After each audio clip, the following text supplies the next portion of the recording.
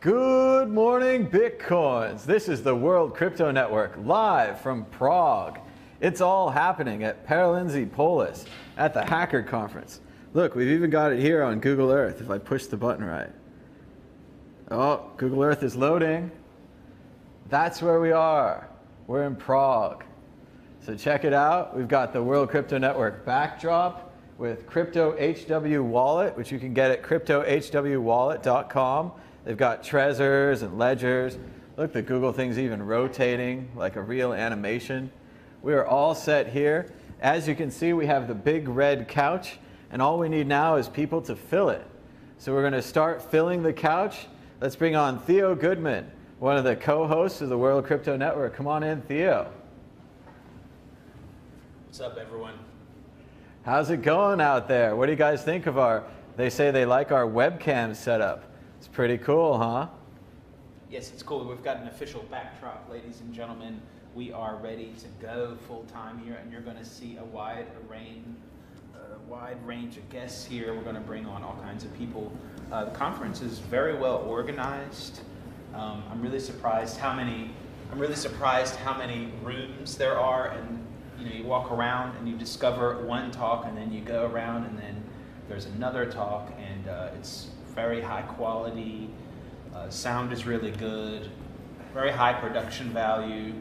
Another thing that's really interesting is that if you buy anything here, coffee, beer, food, or whatever, you have to pay in Bitcoin or Litecoin. So Charlie Lee, what's up? Shout out Charlie Lee. If you're watching this, then get on a plane. Give Charlie Lee a shout out, a retweet, and then he will, maybe he can come over here. Hey Charlie Lee, you still have time. And Litecoin's pretty high price. You could get, first class ticket across the ocean. We're here for you, so come on, check it out. Now, what it is hold my mic for a minute. Maybe we can get Charlie Lee on one of Elon Musk's rocket ships. So get him here in 15 minutes, yeah? So what they have here at the cafe is they have these cards, and well, I'm not going to show you because that's my private key. No, I'm just joking. It's not, but. You might know that classic. Anyway, you load it up. They have an ATM, and you can buy Bitcoin or Litecoin. And then you load up with the address, and then they give you this when you register for the conference. And what it is a touchless card that you can pay with that goes with the address that they've given you. You do need to keep it together. So it's not a perfect solution, but it's pretty cool, and it works for in that cafe environment. And actually, they encourage people to use Litecoin, probably because is it not working? They're saying it's not on. Try talking it right in. Is this loud enough now? Litecoin is the shit. Use it. It's working live. Real altcoin, real life use case here in Prague right now, and that's really interesting. What do you think, Mad Bitcoins? Have you bought anything with Litecoin today? No, I only use Bitcoin. You only use Bitcoin. That's so you're it. Using your wallet and you're paying with Bitcoin. I am. Okay. It's been going good. Okay. Well, they're still saying the mic might not be working, but we're not sure about that. So we're going to check that. Thomas's mic is working. That's good for me. That's bad for the guests. Okay. How does my microphone sound now? Yeah, it's just quieter. It's just quieter. Well, I didn't do anything. But anyway, that's okay. We're going to hack the system here because it's the hacker conference. And I'm just going to speak louder if I need to. Yep. And so we've got here. They think only my mic is working, yeah? They're still saying it's physically off. Should I turn it off and on, Ryan? Yeah, I think that'll be good. Pair, blinking. It says nothing. That's okay, you can just talk. I'm going to work on this. It says this is Ox 635. So, Mad Bitcoins, what do you think about Prague? Mad Bitcoins, how is your check? I know no words. I think I said Drago, Rago or something this morning to say good morning. That's all I've got. Still only mine. You guys are like 30 seconds behind, so give us 30 seconds and we'll try Theo's mic again. Test. It works. You just gotta check Okay. it. Just don't walk in your mouth. Yeah, hold it like in your mouth. Okay. All right, let's give Theo one more try on the mic, and then everybody at home let us know if it's working. Here in Prague, we're using Litecoin to buy beer, coffee, food, and other items at the cafe. It is quite the revolutionary instance of altcoin use cases in a real-life scenario. Charlie Lee, this is a message to you. You have to come over here now because people are buying beer and other items with Litecoin. They're going to the ATM and they're showing a real-life use case of Litecoin. Louder. Yell it at him. Oh, Okay, it's I can get louder, confusing. it's okay. They say they want to rap. I was thinking that's your song.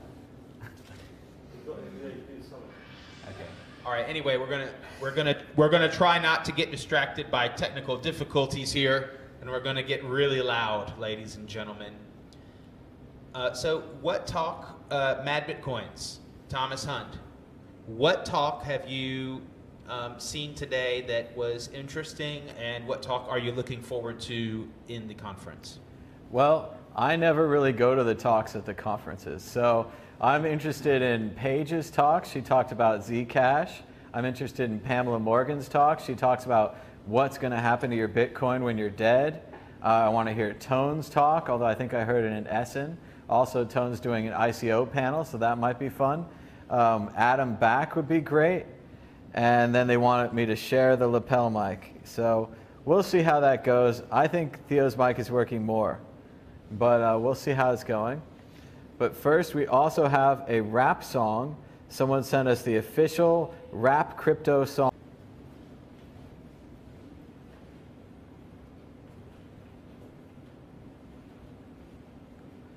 Good morning, Bitcoins. This is the World Crypto Network, live from Prague. It's all happening at Btc Polis at the Hacker Conference.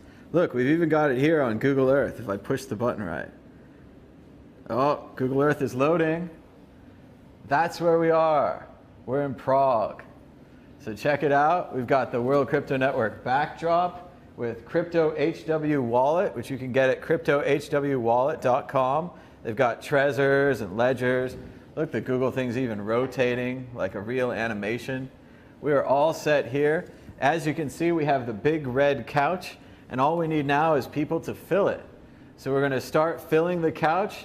Let's bring on Theo Goodman, one of the co-hosts of the World Crypto Network. Come on in, Theo. What's up, everyone? How's it going out there? What do you guys think of they say they like our webcam setup. It's pretty cool, huh? Yes, it's cool. We've got an official backdrop, ladies and gentlemen. We are ready to go full time here, and you're going to see a wide range of guests here. We're going to bring on all kinds of people. The conference is very well organized. I'm really surprised how many rooms there are, and you walk around and you discover one talk, and then you go around, and then there's another talk, and it's very high quality. Sound is really good, very high production value.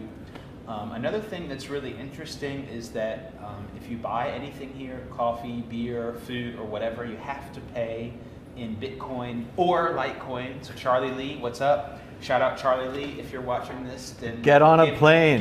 Give Charlie Lee a shout out, a retweet, and then he will, maybe he can come over here. Hey Charlie Lee, you still have time, and Litecoin's pretty high price. You could get first class ticket across the ocean. We're here for you, so come on, check it out. No, what it is hold my mic for a minute. Maybe we can get Charlie Lee on one of Elon Musk's rocket ships. So get him here in 15 minutes, yeah? So what they have here at the cafe is they have these cards, and well, I'm not going to show you because that's my private key. No, I'm just joking. It's not, but you might know that classic. Anyway, you load it up. They have an ATM, and you can buy Bitcoin or Litecoin, and then you load up with the address, and then they give you this when you register for the conference, and what it is a touchless card. Gave us a chance to work on our technical difficulties here, so we're going to give it another try. I'm going to move over a little. Theo, you move over a little. And then just, Theo, go ahead and try to eat that microphone and give him a check or two. Hey, what's up, guys? Yeah, I'm checking out I'm actually looking at the program to see what the next conference is. There you go. I mean, not the next conference, but the next talk is about. And, yeah. They still say it's getting picked up from my microphone, but we're still working on the technical issues.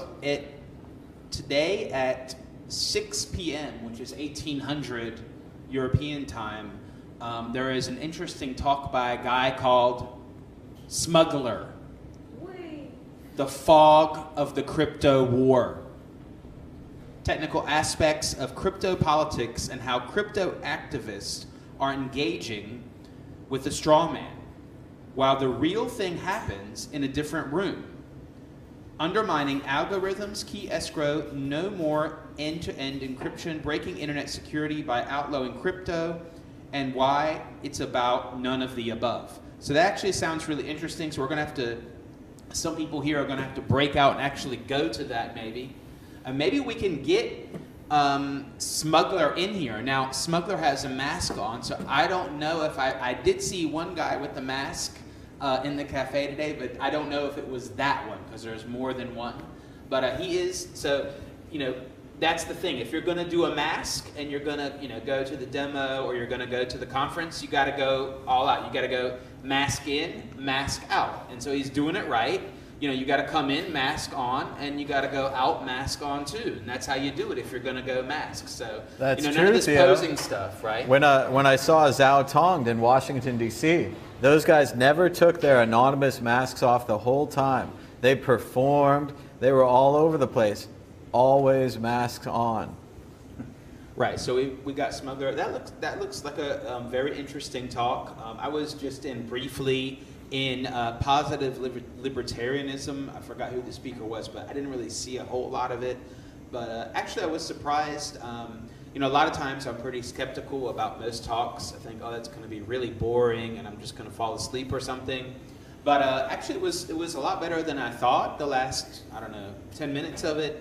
And the questions about what they were asking, and the speaker was talking about how he doesn't really, I mean, he's not against people making their own countries like Liberland or whatever, like buying their own stuff and making libertarian oases by doing that. He's not against that, but he doesn't think that's maybe the best way to do it, and he doesn't believe in revolutions. He thinks it's just going to be kind of like how Rome happened, and we're in some kind of state where Rome was falling, and talking about all that. It's a little bit philosophical, but that's pretty interesting. And also, he said in Bratislava, I probably pronounced that wrong, that they have a voluntary bike sharing program, and it actually works. So people actually lend out their bikes for free, and he said that he didn't think that system would work, you know, in theory, because he called it a communist utopia, but he says that it works great, and he uses it all the time. So I think that's a pretty interesting insight. It's not directly with crypto per se, but that's pretty interesting. I had never heard of that before. And so there's a lot of discussions about that kind of thing. I was briefly just right next to it at Pamela Morgan. Excuse me. Different. Slight difference, yeah. It's okay. Hey, we're live on air. What can I say, yeah? Okay, give me again. Pamela Morgan was giving a very good talk. It was really interesting. And she had an evidence bag.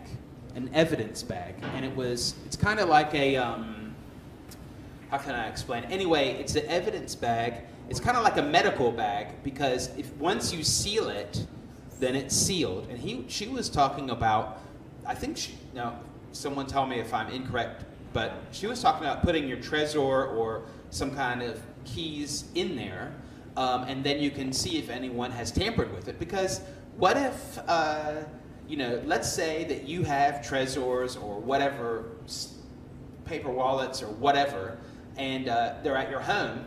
Well, how do you know someone wasn't at your home when you were gone, and they just put everything there back as it was? Just like you see in the movies, they take a picture and they go back really carefully. And But it could be, who knows? But how are you going to check that? Well, you have to put it in a tamper-proof bag. And she was talking about that, so I hope that she can come on later and go in more in-depth about that idea. But I think that's a interesting idea, and I don't know how many people are getting broken into and having their treasures tampered with, but who knows? There could be, your computer could be tampered with, your hardware, other hardware, could your phone, whatever, definitely could be tampered with. So should we put everything in a tamper-proof bag before we leave home? Maybe. I don't know. It's a good question. Pretty much, and I have some friends in San Francisco. They're so worried about their bags, they won't leave their laptops anywhere else. They always keep them with you. They always have a backpack on them with their laptop because they're pretty sure once they leave the room, the government's going to get on their laptop. But it seems like a long shot. I don't think they're that wanted. Well, you know, everyone has to, you know, balance the paranoia with the, you know, with reality or the utility of actually doing it themselves. I mean, is it, you know, you shouldn't be so paranoid that you can't live your life, because what's the point then? But hey, if you want to me that's too much.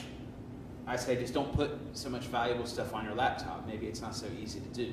But or just have a bunch of burner ones, or I don't know, something like that. But everyone has their own solution. If they want to backpack their laptops, then they can. What do you? I don't know if you know the name of. There is a tribe, and they like carry their offspring on their back. I think that's what it kind of reminds me of. It's like humans. You know, Humans do that, and kangaroos. Yeah, humans do that. Yes, but there's a particular name for. Anyway, it's kind of like carrying the Umgatlu tribe, out of North Kenya, is common for carrying their babies on their backs, similar to marsupials, the fancy word for kangaroo. There we go, marsupial. So I think that so what you described is the crypto security marsupial solution to laptop security, as opposed to another one, which can work if you turn your laptop into a marsupial and you have a marsupial relationship with your laptop, then that can be a form of security. For me, it doesn't work, but maybe for some people, and you could argue that we all have marsupial relationships with our phones. Pretty much, right? Now, normally they'd say we're off topic, but I can tell from the chat they're talking about putting their genital organs in a tamper-resistant bag. So they're right with you, Theo. Also, the chat seems to have forgotten who Theo is. So Theo, remind the people, who is Theo Goodman? My name is Theo Goodman. You can check me out, Theo G __ on Twitter. Who is Theo? Theo is everywhere and nowhere at the same time. Check out, if you want to see some past videos, then go to World Crypto Network and go back to 2014 area and just check out some videos from there. You can, as far as World Crypto Network, you can check out Chris Before Coffee, Transmission, the Bitcoin Group, and other streams. Bitcoin Talk Show, and Bitcoin I just want to warn. Derek is in the house today. Exactly. I want to warn everyone who's about 6 months old in crypto, maybe watched our videos for 3 months. We're going to be having the whole cast and crew of the World Crypto Network here. So you're going to be, who's that guy? Who's that guy? And it turns out they're all there in the World Crypto Network archive. You can all go back and see the history of us talking about Bitcoin with all of our friends. And we're going to have this big couch here, and we're just going to keep bringing people on. And you're going to have to deal with who's that guy. So yeah. Sorry, chat. There's a 30-second delay or so, too. So we can't respond instantly to your every demand. We can respond within a minute or two to your every demand. So we work together. We're here to serve you. No, I'm just saying. Sorry, I just wanted to say that's true, and as new people come in, but maybe they've been around other ecosystems or whatever, there's waves, and that's how it has been with World Crypto Network. It doesn't mean that people go away totally, but there was like waves of people that came and gone. Maybe they come back sometimes. You know what I mean? So there was different activity waves, you could call it, of the network. With different shows and different people, and it just so happens that some of these conferences, some of them meet each other in real life, and that's really cool. And we can have discussions in real life, and we can live stream it too. And yeah, we want to thank our friend Pirate Beach Bum, who sent in this Mad Bitcoins Ferris Bueller artwork. A little bit of the Mad Bitcoins Michael Jackson look there from Philippe. So that's fun to see. That was on Twitter. And then we'll go back to Theo. Hunt. Hunt. I'm trying to do like Ferris Bueller, but anyway. Very good. Okay, so life moves pretty fast. Go ahead, read it to the people. Okay, They might not be able to read life it. moves pretty fast. If you don't stop and look around once in a while, you could miss it. Okay, very philosophical moment by Philippe. Philippe is a really good artist. Check him out. Also, I want to give a quick, while we're on the art topic, just give a quick shout out to btcartgallery.com. Also for new people, one really good way to understand the history of the really long history of cryptocurrency and what's going on is to check out the artwork and the memes from the past, because it's kind of like a crash course in some of the things that have gone on. So if you check out Btc Art Gallery, what he did is he documented for years now different memes and different pictures and artwork, and so yeah, you can really see the feeling of what was going on now. So I think we have a news topic. One of my favorite memes, Theo, is recently they had the Dread Pirate Roberts from The Princess Bride, and it said, he was talking about China FUD, and he said, "Fortunately, I've built up an immunity to Chinese FUD over the years." It's a great meme, very funny. Yeah, that's... But yeah, you have to know the movie to really get it, but that's true. We do have breaking news that Singapore's central bank has announced their plans to regulate Bitcoin. This comes on the news of the Dubai country starting their own cryptocurrency and the possibility of an IMF cryptocurrency. So a lot of government and cryptocurrency things are starting to happen, even though Jamie Dimon said that Bitcoin is nothing but a fraud, and then one of his other guys said Bitcoin is nothing but tulips again. So Theo, this is another good chance to talk about tulips. I was in Amsterdam recently, and you'll be surprised to know that tulips still cost money. They do, they really do. Unfortunately, I don't have the link on hand, but I will try to put it on Twitter while we're on the tulips topic. That's very interesting is that the tulips craze was not as it's depicted, actually, as much as it was depicted.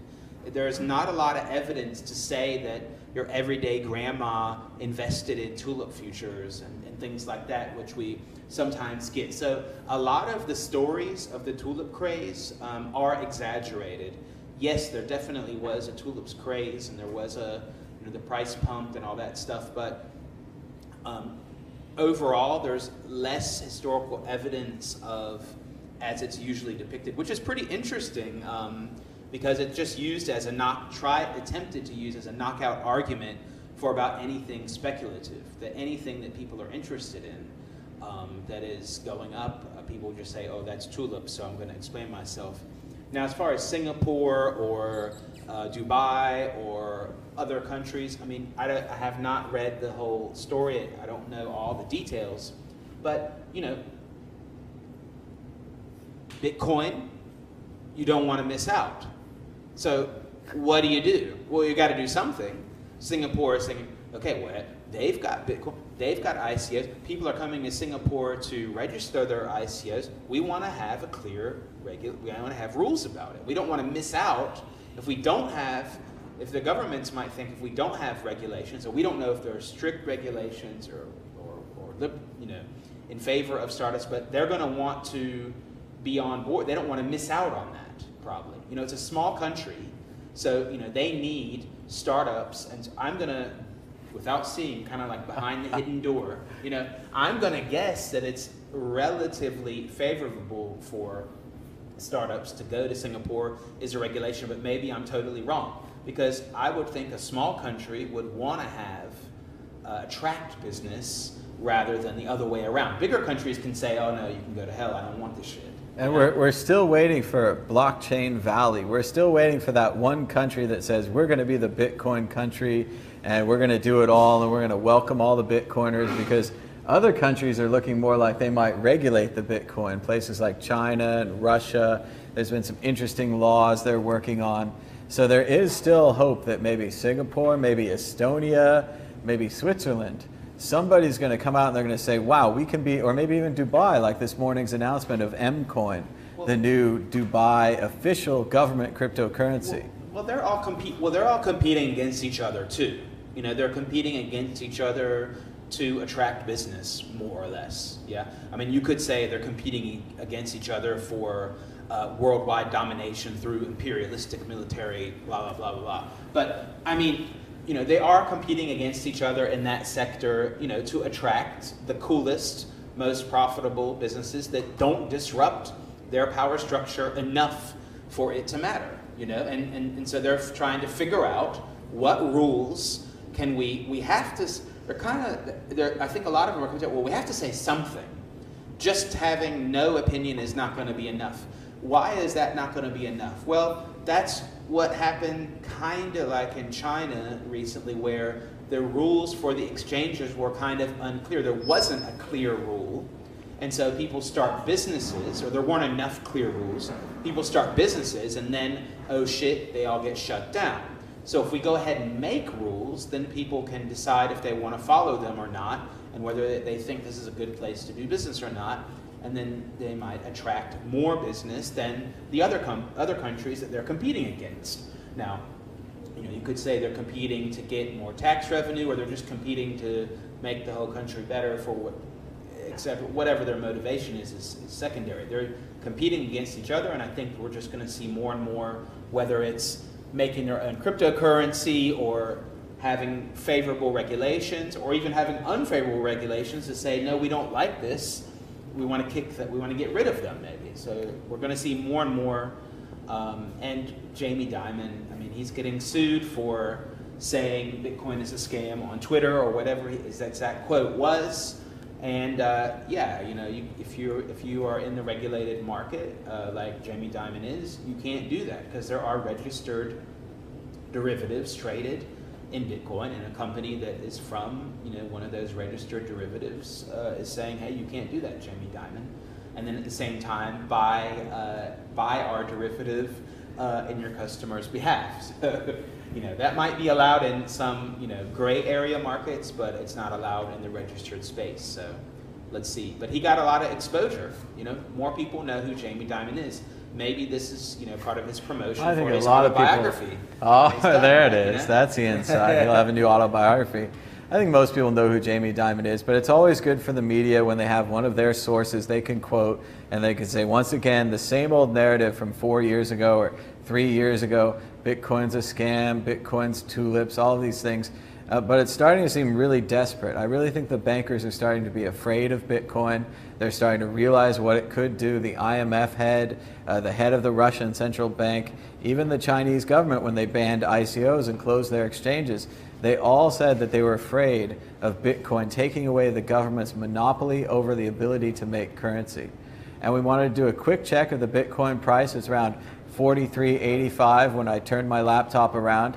We were above 4,400 today a little bit, and now we've dropped back down a little, but we still are up overall.